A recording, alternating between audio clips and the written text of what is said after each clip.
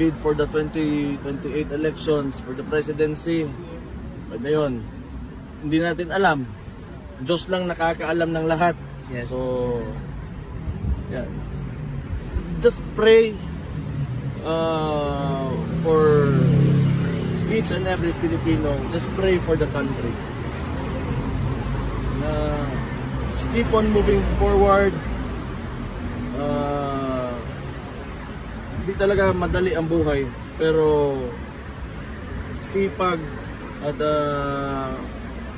pagkikipagtulungan lang talaga yan. Ganun lang. Gusto mo, if you want to build a country na the country that you aspire for. Mayor, kami sa Cebu, ikaw talaga yung presidente na. Presidente sa Homeowners Association siguro na. Hindi talaga, sa Philippines, ikaw talaga. Okay na si Mayor sa Davao. Ayaw na. Yung talaga Ako, isag-asar ako sa gobyerno, kaya wa ko ilaing ibaw ang trabaho manggod. Political science ko, graduate eh. Pag dili ko musod og gobyerno, basig call center ko, maestro, di ko kutob. Wala na ako ang... It's your destiny. Bot lang. Dinuore na kibaw at nakabaluan na. Kapoy kayo.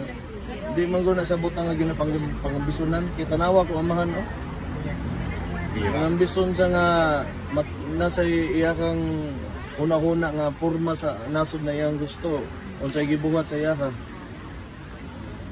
Ay, hindi ko rin po sa gusto kong mangyari ni Senator Robin Padilla na yung mga elected official daw po is really magpa-drug test. Maganda talaga yan. Yun, drug test. Maganda talaga yan. Para matapos na yung usapan na yan.